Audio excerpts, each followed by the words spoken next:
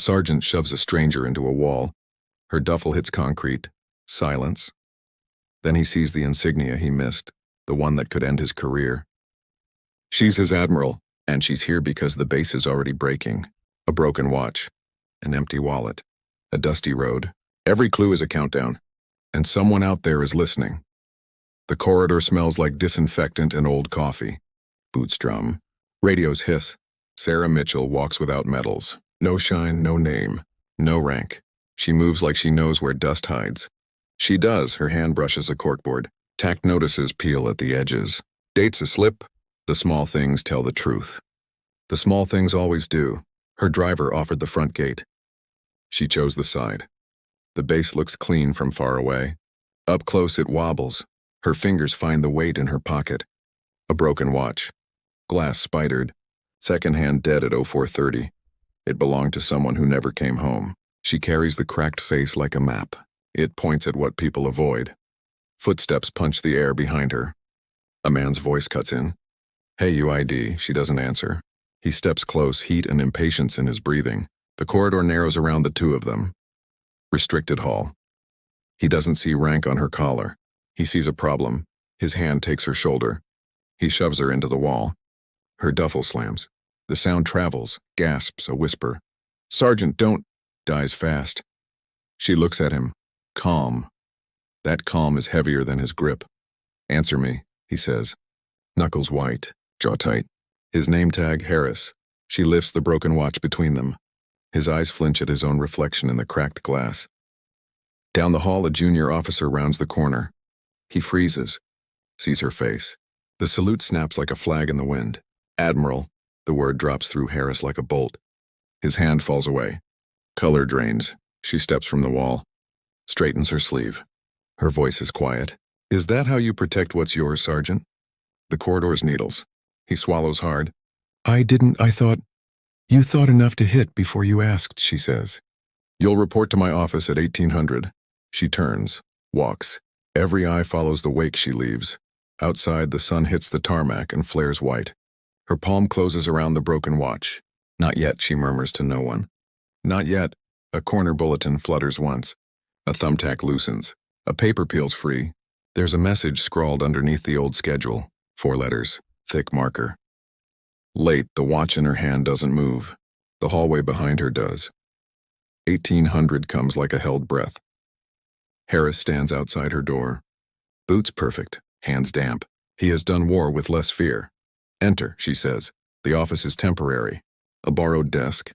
A lamp that hums. On the desk, the broken watch.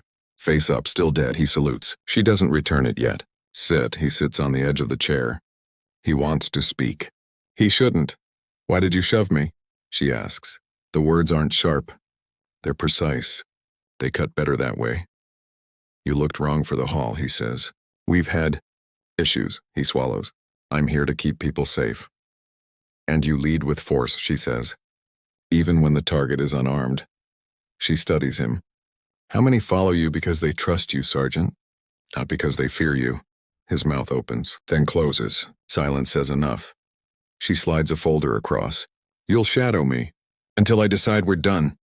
He nods, lost between relief and dread. They walk the base together. Her questions go past the surface. In the motor pool, a corporal whispers about delayed maintenance.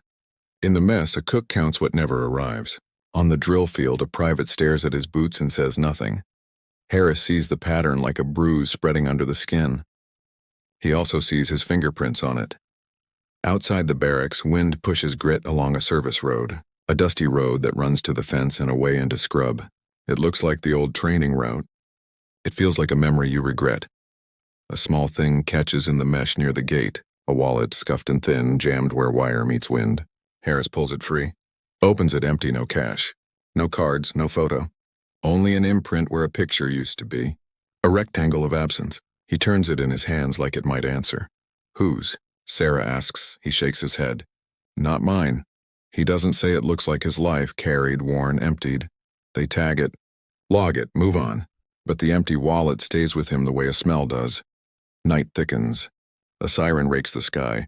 Radios scream at once, east fence. Possible breach. Harris is already moving. Sarah doesn't run. She chooses where to walk. Floodlights flip on. The fence has a cut.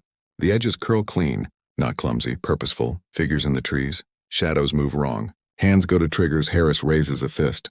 Hold it, the old him would have charged. The new him fights his own pulse. 2 scouts crawl low. Disappear. They return with breath jagged. Civilians, families, no weapons. Harris looks at Sarah. Her eyes say, decide. He lowers his rifle. Stand down. They bring the people in. Cold, hungry, shaking. But the cut in the fence is perfect.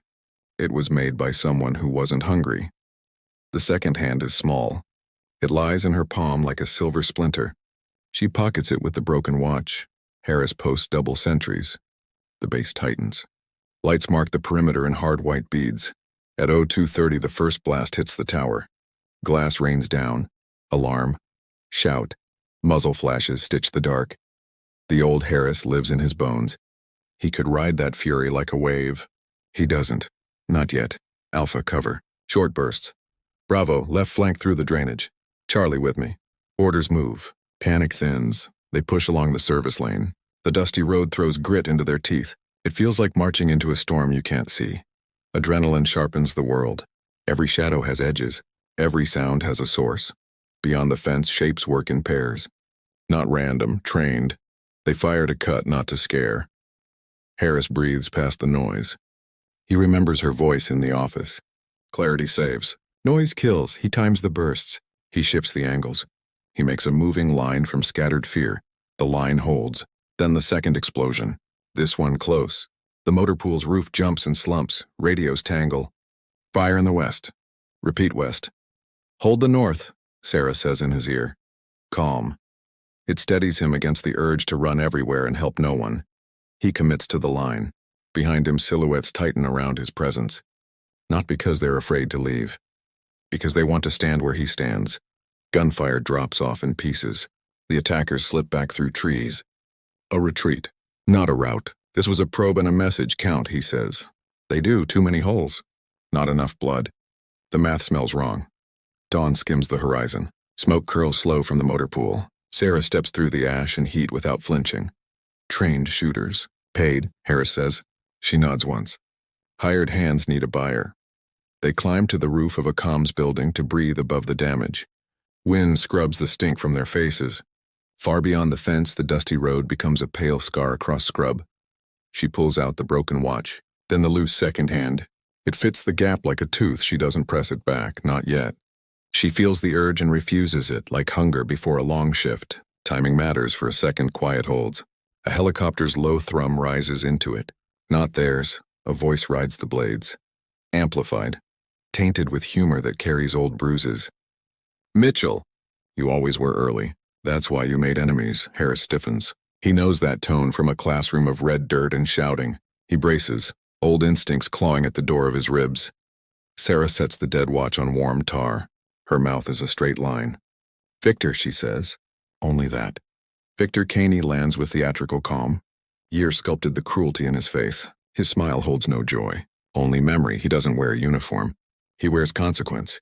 Admiral, he says. He glances at Harris like a man studying a dent he once made. You kept your dog on a short leash. Harris feels heat in his hands. He keeps them down. Control is heavier than violence. He lifts it anyway. Caney raises the blinking device. Tonight, reputations burn faster than fuel. Rifles lift. The helicopter hovers, guns trained. Sarah steps closer, eyes on the igniter, not the insult. Press it, she says. Find out who prepared better. He presses. Nothing. He presses again.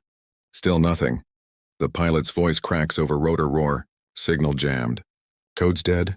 Sarah doesn't smile. Preparation isn't for celebration. It's for survival. Caney's mouth folds into rage. He comes at her. Harris moves first. They collide. Knee, elbow, breath driven out. Caney fights like he wants to hurt time itself. Harris refuses the old flame. He keeps his stance small, precise. He uses angles, not anger. He puts Caney down with a twist that saves his own shoulder and steals Caney's balance. He pins him to hot roof. Caney spits. Words, not blood. Weakness. That's what trust is. Harris meets his eyes. I used to think that, he says. It made me easy to predict. Soldiers rush in. Zip ties bite plastic into wrists. The helicopter peels away, leaving its man to gravity and consequence. They pull Caney to his feet. He scans the skyline like someone counting torches before the mob arrives. You jammed one signal, he rasps. You didn't kill the others, he's right. An explosion punches the air from deeper inside the base. Not fire, collapse. The comms backbone drops to its knees, backup systems stutter. Screens die! Radio's cough static. Someone laughs over the dying channel. A voice that isn't Caney's.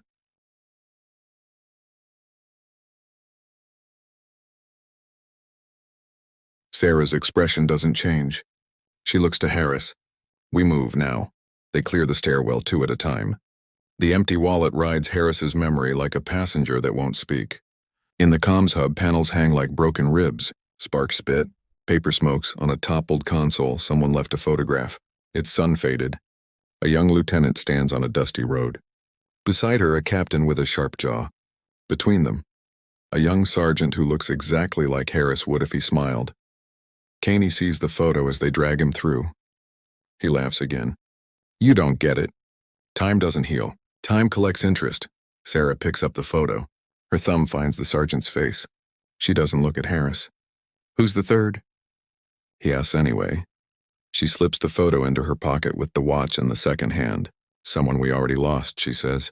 Someone who taught me what debts are made of. Caney coughs. You think this ends here? You think jamming a toy fixes the bill? He looks at Harris, then at the window. Check the road, they do. From the roof line, they see dust plumes far out just before dawn. Not one truck, many. Moving toward town, away from the base. Caney's smile returns in a ruined shape. You'll choose the base or the people. Either way, you'll be late, Admiral. The convoy chews the horizon. Each dot pulses. Each pulse is a promise. The countdowns are not synced. That's the cruelty. Staggered fear. Sarah pushes breath through tight lungs. Split response. Contain here. Interdict there. Harris takes the west detail. He doesn't ask permission. She doesn't need to grant it. They already decided that yesterday without words. Engines turn over. Men and women climb in, faces gray with ash and resolve. The base looks like a patient who made it off the table and now has to walk home. They burst through the gate into the widening day. The dusty road takes the weight of tires and decision. It runs straight, then bends, then pretends it will end and doesn't. Harris drives point. Mirrors shake. He tastes grit. He chews memory. The empty wallet sits in his door pocket. It flaps with each bump. A silent mouth that can't afford the words it wants. He pulls it free at a stop sign nobody respects. He tucks a folded photo in. Not of himself. Of the unit. Of before they reach the first rig. Metal groans in the heat. A box wired to the axle blinks mean red. Timer. He drops under. The world becomes bolts, dust, and the awareness of his own heartbeat. His fingers find tape, then wire. He remembers a classroom far away and a man who made learning a threat. He ignores that voice and listens for Sarah's instead. Check, breathe, choose. He cuts. The blink dies. His chest hollows out and then fills again. A second truck shudders in the near distance. Smaller charge, tighter wires. The countdown shows numbers he doesn't want to do math with. He waves his team on. Go, I'll catch up. They don't want to leave. They do because he said it like a bridge that will hold. He crawls under. The phone in his sleeve buzzes once. A text from an unknown number. An image of the broken watch he carries, perfect and whole, ticking. He hears an engine. Not theirs, he rolls out. A single pickup approaches slow. Behind the wheel, a boy who should be home. Next to him, a woman with eyes that have seen forests of red tape and no refuge. He holds up a hand. Stop, don't move, please. The woman's hands shake on the wheel. Men came last night, she says. They said roads would be safe if we left at dawn. Harris sees the lie like a sign painted upside down. He looks past them. Distant trucks. More blinking, his radio cracks. Sarah's voice. East side contained. We're lifting them off 2 by 2. Status? He looks at the second hand in his watch. He looks at the empty wallet. He looks at the road that refuses to be finished. Close, he says. He cuts the second charge. The wire stings his thumb. Blood beads bright against dust. He stands. Sirens stagger along the road as other teams converge on other boxes. A map lives in his head now, drawn on the smell of hot rubber and fear. He could go back. He doesn't.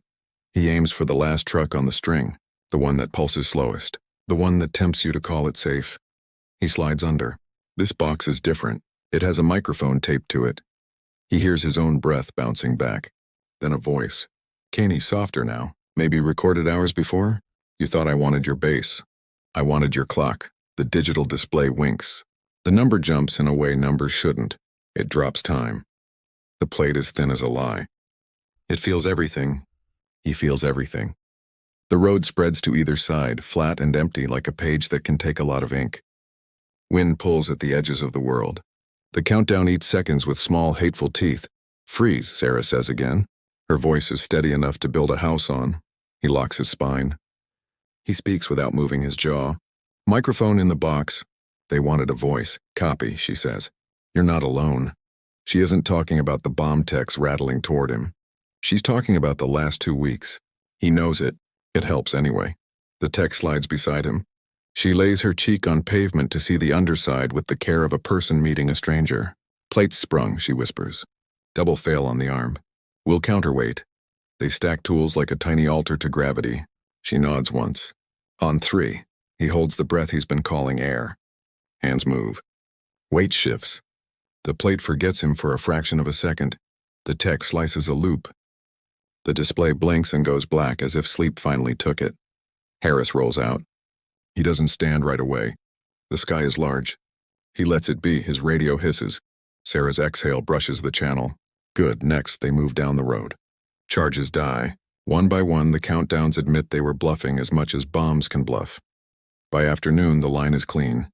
Scattered convoy vehicles sit like memories you can decide to keep or sell. They tow what's safe. They burn what isn't. Back at the base, the smoke has thinned to honest work. Someone chalks a straight white line along the cracked asphalt from gate to door. It isn't perfect. It is deliberate.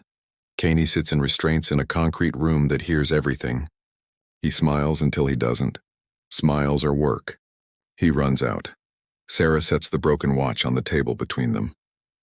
She sets the second hand beside it. She doesn't fix it in front of him. He tilts his head. Always the symbol, he says. She doesn't take the bait. Debts, she says, don't vanish because you laughed while you wrote them. He shrugs. You won today. That's not the same as always. She stands. She leaves him to the kind of silence a man like that deserves and hates. In the yard, soldiers rebuild what was careless yesterday and necessary today. Harris moves among them. He wastes no words. He saves them like water. A young private approaches. He holds out a photograph. It's the one from the comms hub. It's cleaner now. Found it unburned under the panel, he says. Harris studies the faces. He points at the young sergeant between the lieutenant and the captain on that old dusty road. He asks Sarah, who was he? He was ours, she says. No rank, no story. Not here. She slips the photo into his palm. Keep him. Remember why we count people first. Evening rolls in. Shadows grow long and honest. She finally fits the second hand into the watch. The crown turns. A soft resistance gives way. Tick. Then another. Time returns, stubborn and small. Harris pulls the empty wallet from his pocket.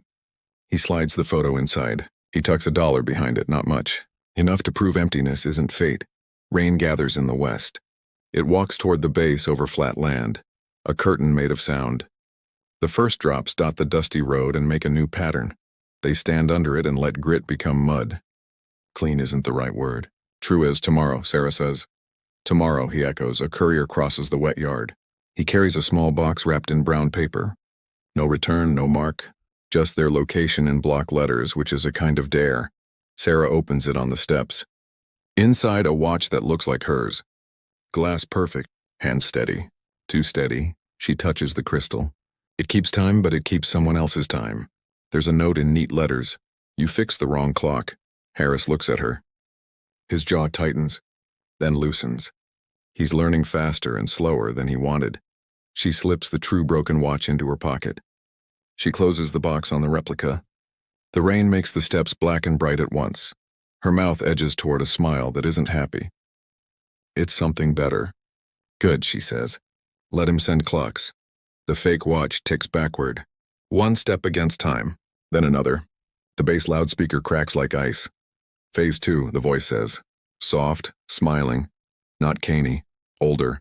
Closer. Sarah closes the lid on the box. She feels the hum through cardboard. a tremor you could mistake for your own hands. Harris. I'm here. Don't chase the voice, she says. Copy. Rain needles the yard. The line of chalk from gate to door goes bright and then gray underwater. People move fast without running. That's a kind of discipline. The loudspeaker breathes again. Evacuation drill. Muster outside the wire. Follow the dusty road, a neat order, perfect for moving targets into open ground. They all hear the trap in it. Still, fear loves a checklist. Hold the gates, Sarah says. Her tone is a nail in wood. Harris watches the crowd steady. He sees the change. Yesterday they would have scattered. Today they stay to listen. Caney sits chained in the interview room. He tips his head toward the ceiling. That voice taught me how to spend other people's hours. Sarah takes the box with the backward watch. She sets it on the table in front of Caney. Who is he? Caney studies the second hand going the wrong way. It doesn't matter what he calls himself now. It does to me. Her voice is just air and weight.